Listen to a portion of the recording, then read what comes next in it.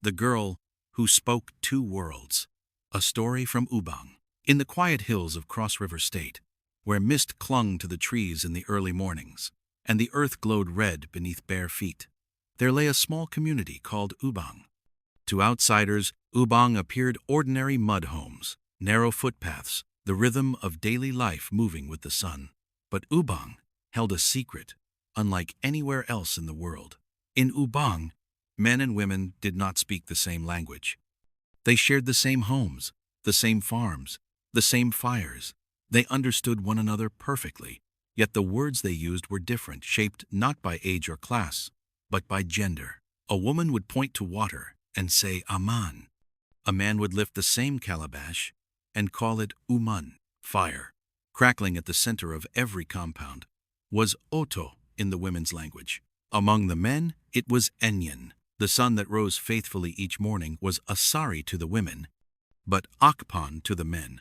Different sounds, same meaning, and it was in this village of divided words that Aloye was born.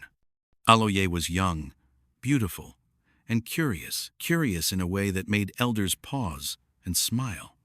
Her laughter traveled easily along the red earth paths, but it was her eyes that told the deeper story. They were always searching, always listening. From childhood, Aloye learned two ways of speaking.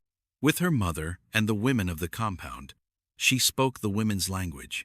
When her mother handed her a bowl, she would say, "Bring the Amen," and Aloye knew exactly what to do. When the women gathered around the fire in the evening, one might say, "Feed the Oto," and Aloye would add wood to the flames without hesitation. But when Aloye listened to her father and the men beneath the Iroko tree, the words changed, though the meaning did not. "Bring the Uman," the men would say. "Mind the Enyen," they warned the children.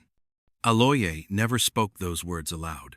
Tradition forbade it, but she understood them all. The same water, the same fire, different names. As Aloye grew older, expectation wrapped around her like a familiar cloth. She was meant to speak only the women's language. That was the balance chosen by the ancestors. That was the order that kept Ubang whole. Yet Aloye carried something unusual within her. She carried both worlds. One evening, as the sun Asari, as the women called it, Akpan to the men, sank behind the hills, Aloye sat beside her grandfather near the fire. His face was lined with age, his voice heavy with memory. "Grandfather," she asked softly, "why must our words be divided?" He stared into the Oto, watching the flames dance. "Long ago," he said, "our people believed language was power. Men were given one set of words, women another. To mix them was thought to weaken balance." Aloye tilted her head. "But when you say Enyen and I say Oto, we both feel the same warmth." Her grandfather turned and studied her. Then he smiled, not in disagreement, but in wonder. As the seasons passed, Aloye's beauty became known throughout Ubang, but it was her voice and her listening that made her unforgettable. At the market, misunderstandings often rose, like dust.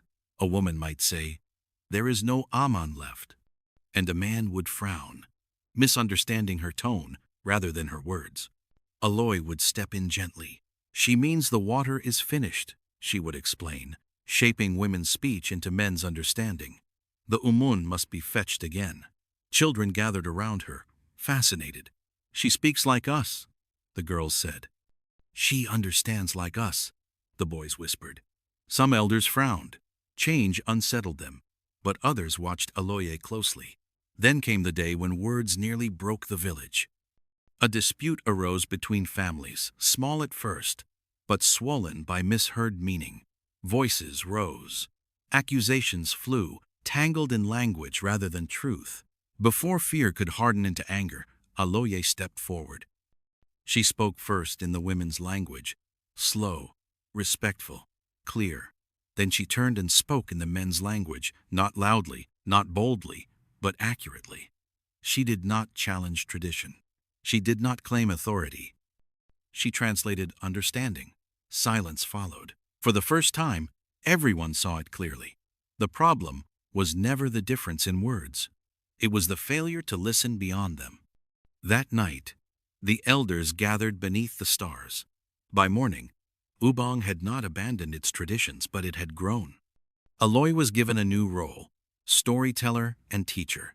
She taught children the meanings behind words, the patience required to hear them, and the respect needed to hold two truths at once. She did not erase the old ways. She honored them while gently expanding them. And so, in Ubang, where men still say uman and women still say aman, there lives a story about a young and beautiful girl who proved that understanding is stronger than division. Because sometimes, the most powerful voice is not the loudest one, but the one that knows how to speak to everyone.